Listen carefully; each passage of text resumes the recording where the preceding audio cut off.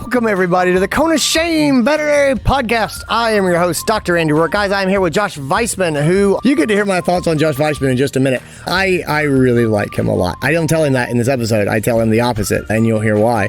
But I like Josh a lot. He is a really interesting person. He's a really deep thinker. Boy, I throw hard curveballs at him today.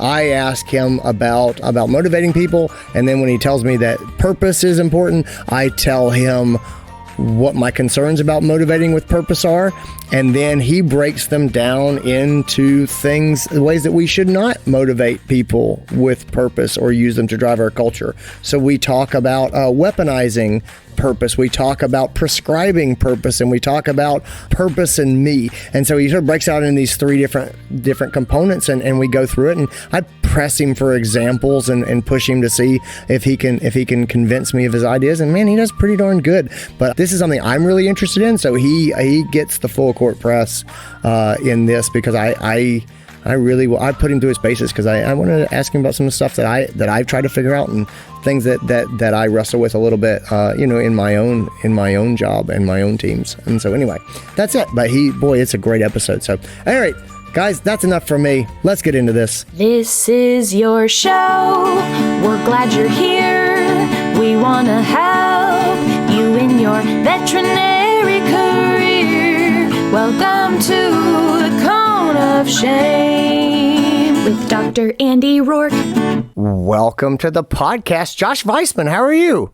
I'm doing great, Andy. How are you today? Man, I am sick of your face. That's how I am. I am so sick of you. That's how I am. I tried to hold it back, and I didn't. I made it this far in the podcast before I have to tell you. My employees think that you are so great. They are so enamored with you. And the number of times I have had to hear about what Josh Vaisman thinks and what Josh Vaisman says and what is in Josh Vaisman's book, I didn't know that I could get through the podcast, and I can't. I just have to tell you up front, I can't take it anymore. I get it. I think you need to add your name to the list of people whose nightmares include this. Josh's face. Oh, no. It's one of those things I was like, I have to go talk to Josh now, because I get it. Clearly his book is phenomenal, and people my employees are literally passing a copy around, and someone's like, have you read Josh's book? And she's like, no, I'm going to get it when Tyler's done. I was like, you can have mine. He sent me one. He gave it to me. It's true. And they're like, no, I'll wait for Tyler's. It's annotated now. I'm like, oh, you gotta be kidding me. So that's great. I'm like, I write stuff, and they're like, it's not like Josh's book. You don't. And so anyway, that's my personal hell. I've heard from years, practice owners say, I tell my team this, and then you come and say the same thing, and they listen. And I'm like, yeah. I had that experience at a staff meeting. I was like, well, guys, I really think this is what we should do. And they all sat in silence, and one of them said, that's what Josh Vaisman says too. And they're like, oh, okay, let's do it. And I was like, oh, you gotta be kidding me. So anyway. Andy, that could be your new in with the team. The next time that you need them to do something, you just say, well, you know what Josh suggested. You know what Josh Vaisman says? I'll quote you. I'll enter into the quoting Josh Vaisman contest. Just make up the quote and just tie my name to it. That's right. And, As Josh Vaisman says, working an extra hour on the weekends is good for character. No, there you go. Yeah. Anyway, that's not it. Let's talk about your book, because it's all I hear about in my team. It's called Lead to Thrive: The Science of Crafting a Positive Veterinary Culture. And so talk to me about a little bit, lay down some background of kind of how you settled into this, what your objectives going into the book were, when you were like, I'm gonna write as opposed to doing a speaking tour or a course or whatever, I'm going to write a book. What were you hoping to do with this book? I was hoping to somehow have the opportunity to make your everyday a living hell at work. I knew it. I knew that's where you were going. Andy, I got to tell you, I often share with people, and I really do mean this. I truly am being serious here. I was a failed leader in veterinary settings. I had a wonderful opportunity to be a managing partner in a couple of veterinary practices, the on-site hospital director, thinking that I was showing up with great intentions and leading well. And the reality is that I didn't do a good job of it. In fact, I didn't do a good job of it to the point of actually causing unintentional harm to other people and myself. And going through an experience like that, I had this sort of realization that I only could do the best that I had with the tools and the skills that I knew. And no one had ever taught me a different way to do things. So I defaulted to what I thought I knew, and it wasn't working. I wanted to make sure that no one else had to have that kind of experience, that no one else in a leadership position in this wonderful profession that we're in ever had to go through the kinds of trials and tribulations that I went through. I wanted them to have a set of tools so that from day one, they could be the kind of leader that they aspire to be. I love that. When you start sort of laying out your book, you start talking about sort of positive psychology and what it is and what it's not. Mm-hmm. And one of the things that I sort of picked up, I wrestled with this early on in sort of kind of running my team and stuff, is a lot of things that you talk about I think are real. I mean, the book is really good. It's a really good book. Yeah. The things that you talk about, they're absolutely important. And I have felt sometimes in the past, like when my team talks about positive psychology, psychological safety, things like that, at some point as the person has to kind of make the sausage actually get made, I'm like, guys, it can't all be good vibes and warm, fuzzy feelings as much as I want it to be. Like, I am a very positive person. We've got a very good culture on our team, and I feel like we have for a long time. And also, there are some parts that are not fun. And sometimes people are uncomfortable, and that's not failure. And so I wrestled a bit with this. Positive psychology means that it should be good feelings, good vibes, comfortable all the time. And you sort of start off your book talking about that sort of idea. Can you sort of lay out your thoughts on that? Oh, absolutely. I appreciate you bringing that up because it's actually a very important distinction to make. Positive psychology and this approach to positive leadership that I'm trying to convey in the book is absolutely not about happy, joyful unicorns and rainbows, cuddling with kittens and puppies all day. It should not be that way. In fact, that's in some ways the antithesis to the message. What positive psychology and this approach to positive leadership is really about is a recognition that the work that we do in veterinary medicine, regardless of what role we're in, whether you're a small animal practitioner in a local general practice, you're a solo equine practitioner out in a truck, you work in industry, you work in pharmacy, pharma, whatever you do in this profession, you are facing daily stressors. This work is deeply purposeful and it doesn't always feel meaningful. Positive psychology is an approach to taking difficult things and finding ways to make them fulfilling. So that even though we're doing hard things, we still find joy and well-being in the overall trajectory of where we're going. So you say this profession is purposeful, but it's not always meaningful. Parse those apart for me a little bit. Sure. Yeah. So I've done this activity in front of audiences where I'll ask them, tell me what you see as the purpose of veterinary medicine. And very quickly, people come up with things. Like, we all know intuitively in our mind that the work that we do has a purpose to it. I have a good friend, a colleague of mine, Zach Mercurio. He's a researcher and speaker and consultant out of Colorado State University. And Zach often talks about the difference between the purpose of work and the purpose in work.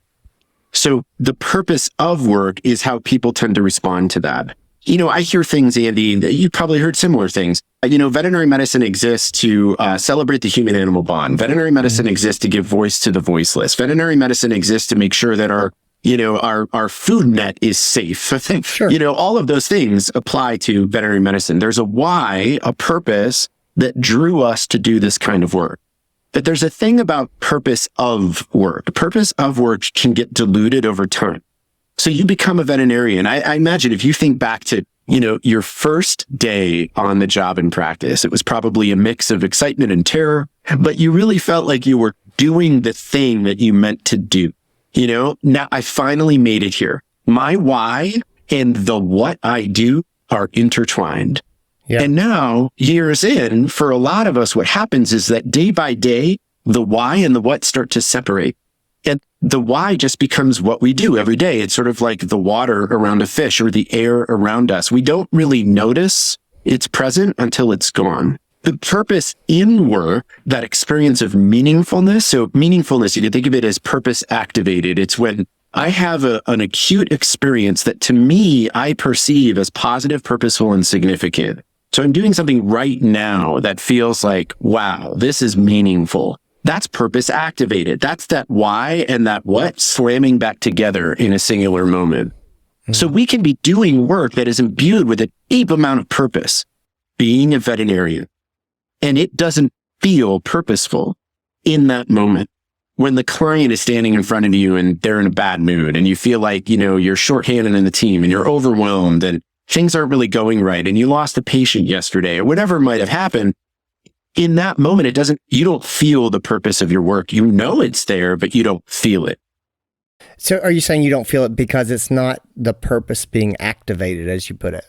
Yes. Okay. Yeah, there are things that we can do that can activate purpose. And there's things that we can do for ourselves. But what I like to encourage people to think about, and that's what the book is really about, is when we're in a leadership position, we have an unbelievable opportunity, a gift, if you will, to be able to increase the opportunity for meaningfulness in work. We can take the purpose of work and activate it into purpose in work for others. And that's the key thing. If you think about the definition of meaningfulness, that it's positive, purposeful, and significant, that significance, that's almost always involving another human being. It's an impact on the world, right? If we can show people their impact in meaningful, intentional ways, it activates moments of purpose. It activates moments of meaningfulness for others. So when you talk about leading with purpose or leading with meaningfulness, what I'm hearing you say is that this is a focus on activating these moments, right? To making sure that we have these express moments along the way. I am very much about purposeful leadership in that I have a mission. We have a higher purpose. We talk a lot about what is the mission, what are the values, what are we trying to accomplish, what does done look like? And I talk a lot about that. And I talk to people about what are their motivators, what do they care about, how do they feel appreciated? And I talk about those things a lot. Is there a double-edged sword here? Is it possible that we talk to people about purpose in a way that they ultimately, I know this sounds a little bit strange to say, but one of the things I've run into in my career at certain times is I've always been very good to get people to focus on the meaning and the purpose. Yeah. I have seen frustration come back when people say, well, we talk about the purpose and now we have to meet these sales targets that are coming down from corporate, or we have to do these other things. And this is incompatible with my purpose. And for me, it's always, it's as I've gotten older, I've gotten a little bit less likely to talk about purpose as directly as I used to, in that I still weave it into what we do and I very much talk about it. But it also, I get a bit wary that when we navigate the difficulties of practice, not every day is going to be a celebration of the bond with the pet owners, because some days we're just going to have angry people and then people go, God, I'm here for my purpose and I did not achieve my purpose. And so today was a failure. And I go, no, it was a success in so many other ways, but we can kind of get myopic about defining this goal almost too tightly. And so I don't know if that makes any sense when I say that, but do you ever have that kind of balance idea of how we talk about purpose? Can you lean so far that you're just dogmatic about what the purpose is, and then people say, this is all that we care about? And I've never been able to make that actually work in clinical practice, because there's always, it's a mixed motive game. And the group that we work for has got motives, and I've got motives, the things that I think are important, and the client's got motives. And so, so I don't know, do you parse that apart? Do you just continue to lean into values? I know this is sort of a hard question, but I'm really asking you to insert, these are the things that I struggle with. Is I'm on board with purpose, don't get me wrong. Yeah. But at some point we're playing at a very high level of motivating people in difficult, challenging, changing circumstances. And I go, how tightly do you hold the wheel on this, Josh? Yeah, I think it's a really, really important question to explore. There are three things that were coming to mind as I was listening to you describe that experience that you've had around purpose. And and some of those other things. And especially that marker that you landed on of like, not every day is going to feel like a celebration of the human animal bond. And that's just the reality of our work. So 3 things, I'm going to say them out loud and then I'll kind of come back to each of them. The first one is this idea of purpose being weaponized. It's never helpful to weaponize purpose. The second, and I'll come back to that. The second thing is purpose being weaponized. I just had it in my head and now it's escaping me. The third one is it's purposeful to me or meaningful to me is one thing to do. Oh, and then the second one that I was thinking was about purpose being prescriptive. We don't want purpose to be prescriptive. And those second 2 kind of relate. So let me come back to the weaponization thing. There's actually some really interesting research in circles of research around purpose and meaning and work and things of that nature around the dark side of a calling. So, we often talk about veterinary medicine, especially for veterinarians and technicians, is, I felt called to this work. Yeah, I don't like that. It's not popular, but I'll push back against that sometimes. I feel like it puts so much pressure on people. Like 100. You're called to something. You have 0 exits. You know what I mean? It's exactly. Like the only option is failure or to continue down this path. And I go, God, why would you hem yourself in? And it's the story we tell ourselves. But I know that some people go, no, it is a calling. And a lot of people say that to us in a very kind way. They're like, oh, this is a calling. And I'm like, it's really not. It's just a job. It's just a job. Hey guys, is your clinic slowing down? Are you having more open appointments than you had in the past? Are you wondering a little bit about what you need to do to get clients to, 1, come into the building, and then 2, listen to your doctors and your staff when they get there? Well, you, my friend, might need to head over to the Uncharted Conference in April. That's right, it's in Greenville, South Carolina. It is April 18th through the 20th. This is the granddaddy of the Uncharted Veterinary Conferences. This is the one that we started with. This is our marketing and strategy conference, back to our roots. I love this stuff. The theme of this conference is standing out in a sea of noise. It is all about strategic communication. It is about getting heard. This is going to be a lot about your brand identity, is understanding the modern consumer who is getting more price conscious because things are getting more expensive. We are going to need to up our marketing game, our communication game, our client bonding game, our trust building game. We're going to have to turn the volume up on that stuff. Guys, we didn't have to do that for the last couple of years. People have been coming in. The pandemic was a surge in business. A lot of us are trying to keep our head above water. It's not going to be that way going forward. It's time to re-engage with our clients in a motivating, educating way to get them coming back into the building. Guys, Uncharted is not a bunch of lectures. You are not going to come here and sit in lectures. You are going to work on your business at this conference. You are going to be surrounded by butt-kicking, positive people who love vet medicine, who love pet owners, and who want to create a great experience and make a wonderful place for pets to get the care that they need. They want to have a positive workplace. They want to have a place where people smile when they come to work. And they're working on making that happen. And so if that sounds like you, or if you want to be surrounded by those people, you got to come to the April conference. Also, this is the last time for a while that the April Uncharted Conference is going to be in Greenville, South Carolina. This is our birthplace. It's our home base. It's our nest. This is kind of a big deal for me, at least. I have loved this conference in Greenville. I still love it in Greenville. I think Greenville will always be our home. But guys, we're spreading our wings. We are going to be moving out and doing new things and going to new places, and it is going to be amazing. But if you want the original Uncharted experience, if you are like, man, I've heard so many people talk about Uncharted in downtown Greenville and how the conference just fits into that community and how amazing it is, this is your chance. You want to be here. Also, if you have been an Uncharted member, if you've come to our conferences before, if you loved it and you always thought there'd be a chance to come back to the old Weston Poinsett in downtown Greenville, you should grab a spot. I think that there will probably be a chance in the future, but it won't be for a while. I think there's going to be a lot of people coming back because they want to do it one more time at the Westin before we move on and check out some new places and do some new stuff. So I do expect this event will sell out. Guys, go ahead, head over to unchartedvet.com and grab your registration spot right now. I'll put a link down in the show notes. Again, you do not want to miss it. This is an investment in yourself and in your practice and your future. It is an investment in skills that you will have and use again and again. And it's an investment in connections. You are the average of the people you spend time with, and you're about to be surrounded and spend time with some really amazing people. Anyway, let's get back into this episode.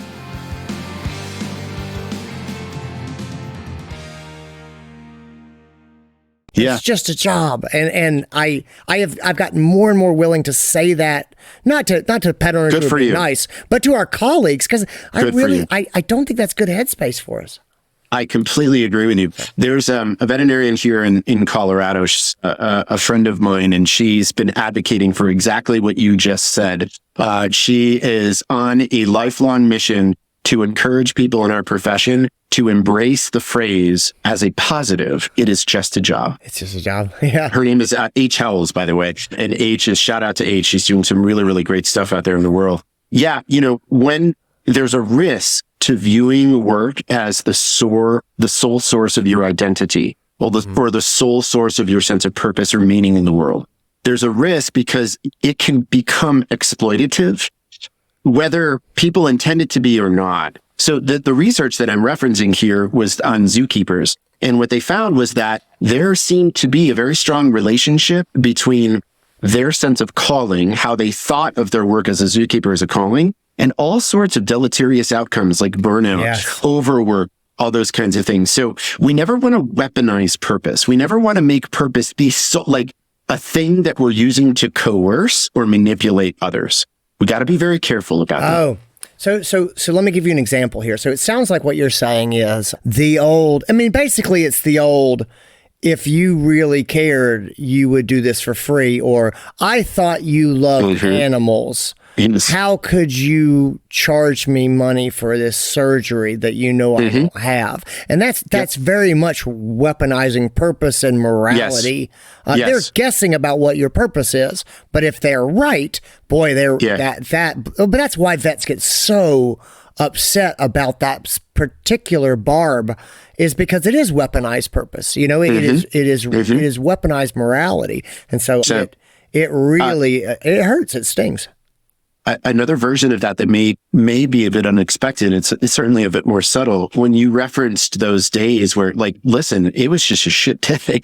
Everybody was mean to us. Nothing really went well. We're all ragged and overwhelmed and feeling a bit crusty. If I walk into that space as the leader in that practice, the medical director, the lead technician, the practice manager, and I say, hey guys, I know today was tough, but let's talk about how we lived our purpose today.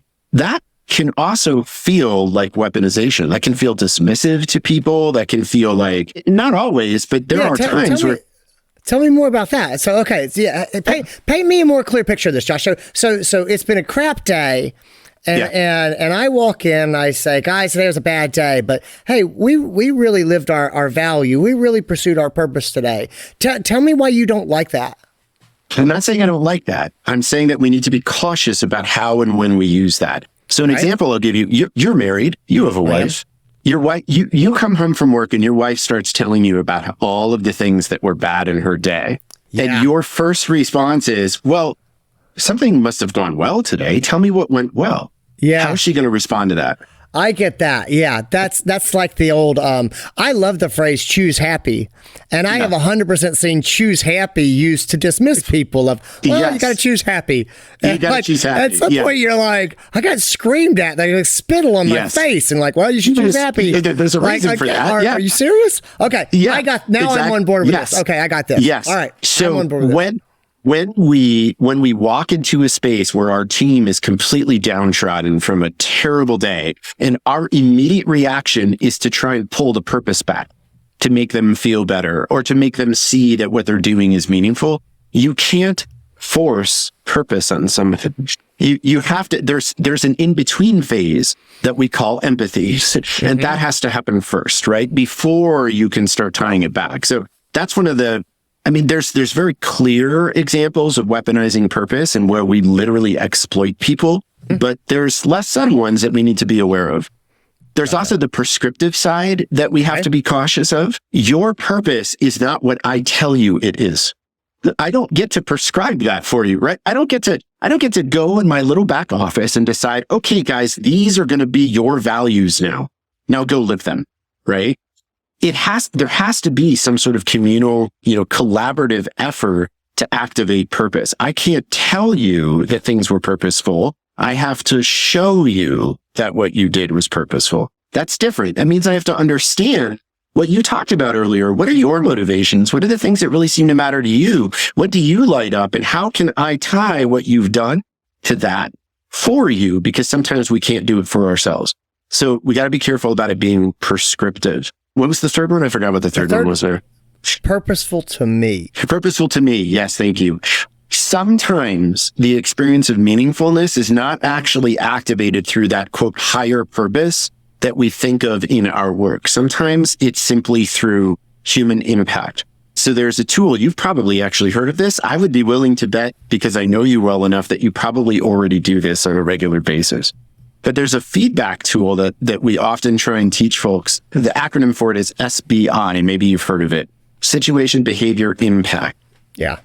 Sometimes that tool is used for corrective feedback, but often definitely. Often it's actually a really nice way to activate the experience of meaningfulness in somebody. Andy, when you asked me the question about purpose and how I think of it from my book, right? So that's the situation and your behavior. Gosh, it really made me feel like you really did actually take some time to read through what I wrote, and you took it seriously. It's so seriously that you put some thought into it and threw me a question that actually made me think. Gosh, what an impact that had on me. Thank you for doing that. Yeah, I did not do that. It's just a book has been quoted at me by my team until I know it. I just know it. I can quote pages to you because of what they said. No, I'm just kidding. Right. I did. But no, I love it. We teach a very similar model at Uncharted, the company I run, which is basically an engagement sort of questionnaire statement and then the behavior statement of this. When you behave this way, when you said this is what the outcome was. And the last thing is, what would I like you to do with that? Would you keep that up? Thank you very much. Or could we do that differently in the future? But it's you're right. You're right on it. It's very much about that, I always say, people are simple animals, and I don't care how many degrees you have. And we know how training works, and it's generally positive. And it's about being clear about the behavior that you see and that you're trying to recognize and reinforce. And so, anyway, I think people, when they think about feedback, they immediately think of negative feedback. And I'm like, but why? That's not how we're training. So I think of that day that you mentioned, that day where it doesn't feel like anything tied to our purpose of, celebrating the human animal bond. And it was that horrible day. Now imagine that I walk into that space and I say, guys, today was awful. And I got to be honest with you, I don't know that I felt at times that I was going to make it through the day. But, Andy, earlier, when you jumped in with that cranky client, when you could see that I was like at a loss for words, and you jumped in and you made those two statements that you made, not only could I see the impact it had on the client, but gosh, that actually made me in that moment feel like maybe I can get through today. So thank you for doing that.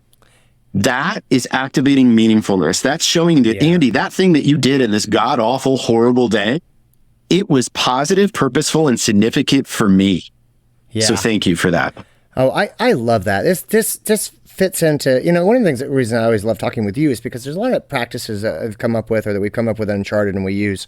And then I'll talk with you and you sort of lay down the science behind them. I'm like, oh, that's I love it. I know it works. We've done it, for years and hundreds of times. And so one of my big things, I'm not a big mission statement guy for just logistical reasons mostly, but I am a huge core values guy. Yes. And so I love core values from teams, and I love for a team to come together and say these are our values. And then one of my favorite, in order to make core values work, they have to be real because talk is cheap. Yeah. And so one of my favorite things is the example exercise where I say, we've got our core values painted on the wall. Today was hard, and I'm wondering if any of you saw anyone on our team living our values. And then somebody says, well, I saw integrity as our core value.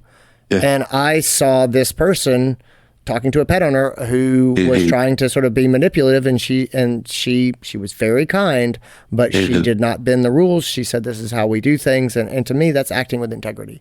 And it's this beautiful thing, especially if you take it to the team, because then they're reinforcing each other. And again, I don't want to build a culture where the culture is the leader. Andy, the leader, is amazing, and so that's why we're here. That's not a culture. That's like a cult, Yes. And like, yes. I want them to appreciate each other and to create that experience for each other. So I really love how you kind of laid that out. But to me, those examples of values, I think, are kind of right in line. Let me ask you this. I know we're sort of running short on time, but this is something I'm just really curious. So one of the things I've sort of come to believe is that one of the things you have to do if you want to have a team that runs on values is you have to hold those values kind of loosely and be open to recreating them as the team changes.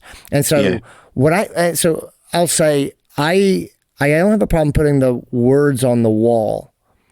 But I still think you have to be willing to paint over those words and paint new words every couple of years. Because what I have seen is exactly what you were sort of saying is if I bring people in and I say, this is our culture, to some degree that works, especially it works if it's one new person coming in and they sort of integrate into that culture. But over time, if I have people leave and I have new people come in, which is not failure, by the way, that's growth and development in life and how things go. Agreed. The impermanence of our world. And so they come in. At some point, it's probably good, I think, to step back and say, let's take a blank slate here and let's come back together and talk about what we really believe in. And I find that process of laying down the values is such a bonding process for the group. I'm not interested in having, the holy values and purpose that don't change, because that's not really what everybody's feeling. And so to me, I've just kind of bought into that idea of everybody can hold this up, but also know that this is going to change as we change and the world changes. So let me pause there and just ask you that question, Josh. When you think about the purpose and you think about getting the team on board, how permanent is that purpose in your mind? How sacrosanct is that? How untouchable is it versus this thing's Play-Doh? And I don't think we want to change our values every week. But anyway, so let me stop talking there and just sort of say, how does that mesh with sort of your thoughts? And you can feel free to tell me. I think you should push harder to keep your values, Andy. I don't know. What are your thoughts? No, I don't think I'm going to do that. In fact, I'm going to ask if I can come work with you so that I can also join in quoting my book on a regular basis. I love this, and what you're talking about is a sense of community around why we're here. So, one of the things that we often ask when we're working with organizations is, when we're trying to do this sort of organizational identity work, like really define who are we and who do we want to be in the world, right? There are questions that need to be answered to really get to that. And we've tried to sort of simplify it into 3 questions. Why us? Why now? Why here?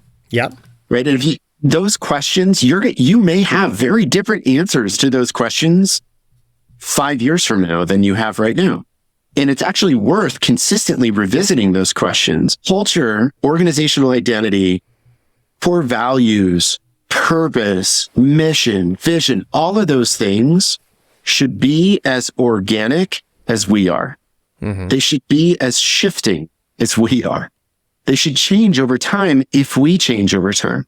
And the only way that we're going to know if they have to change is to ask the questions. Hey guys, a year ago we sat down, we had this conversation, and this was the conclusion that we all came to.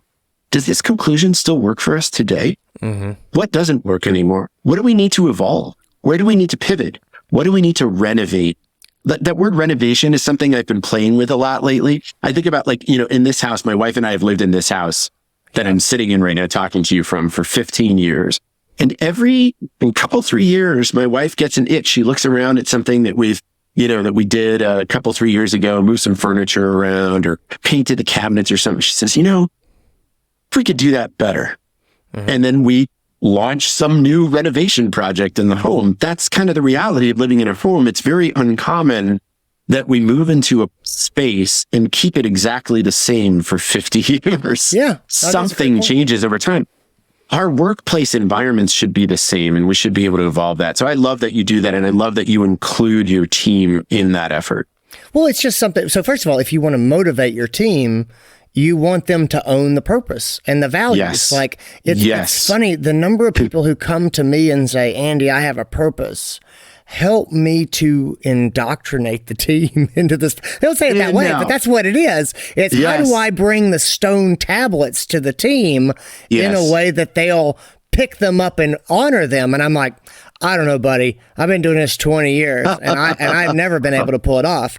But I'm pretty good at getting the community to come together, circle up, and we can hammer, some cool stuff into stone tablets together. And then it's their tablets and they'll be all about it. Yeah, we can do that. But that's sort of a fundamental thing. And so if you buy into that, I'm not bringing the tablets down the mountain. We're going to circle up and create our own guidelines. Yeah. I think you have to buy into the ideas if you believe in that. Yes. You probably also have to believe in the fact that it's not, once you make it, it's not permanent. You're going to have to make it and remake it. There's also sort of it's almost kind of like the what have you done for me lately idea too, where just because we were all excited about this purpose 5 years ago, maybe that's not what we're feeling today, and we should have a different purpose. So anyway, I don't know. I really enjoy these conversations. I think it's fun to just think about what we're doing and what really matters. But I think that's something that we need more of in vet medicine. It's so funny because we're so innately purposeful. Like we do such meaningful work. Yes. But we just don't talk to our people enough about like, hey, what are you really doing? Maybe, I don't know if you think about what you think about this, but maybe it's because we make assumptions about what people's purpose are because we have such a strong purpose. We're like, well, clearly you're here for the human-animal bond. And like, I don't know, maybe they're not here for that. Maybe they've got other reasons. So anyway, Josh Vaisman, thanks so much for being here. I don't care what my team says. I still think you're okay. Just okay. And, just okay. Your book, Lead to Thrive, The Science of Crafting a Positive Veterinary Culture. I'll put a link down in the show notes for that. Thank you. Where can people find you online? Where can they follow your adventures and learn more from you? Before I respond to that question, you know me enough by now to know that I have to lead with some sort of complimentary remark. Oh, are you Canadian? No, but I've been honorary to Canada. Canadian. Yes, I've been to Canada. So I feel like I absorbed a little osmotic. Andy, you and I had a conversation before this episode started, and then we've gotten to talk for the last 25 or 30 minutes of this episode. And, one thing that is really emerging to me is you have this beautiful way of being very confident in your beliefs, but also being open to revising them. And that is a very special mix that I think back now in my career in vet med and just watching you and in the work that you've done. And I think you've actually had that mix for a long, long time. And you've sort of set the stage that this is possible in our profession. That really means a lot. And I really appreciate you sort of opening those doors for the rest of us to walk through to be able to do that as well. So thank you. Well, you're very kind. Thank you. Where folks can find me. Flourish.vet is our website. That's where you can find Flourish Veterinary Consulting. We're pretty active on Facebook and Instagram as well. And then I personally like the sound of my own voice a lot in written form on LinkedIn. So if people want to read my musings, that's a good place to find me as well. That sounds great. Thanks a lot for being here. Guys, thanks for tuning in, everybody. Have a great day.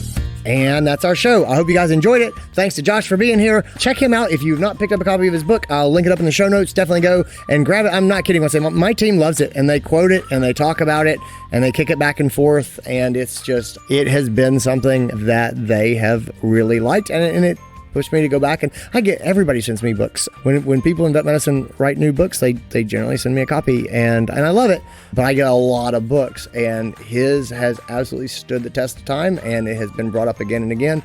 And so anyway, if you are looking for something to read and you like positive psychology, you like the idea of running healthy, productive teams, there's a whole lot worse resources you can find than that. So anyway, maybe take a look at it. I'll link it up for you. Take it easy, guys. Talk to you later. Bye.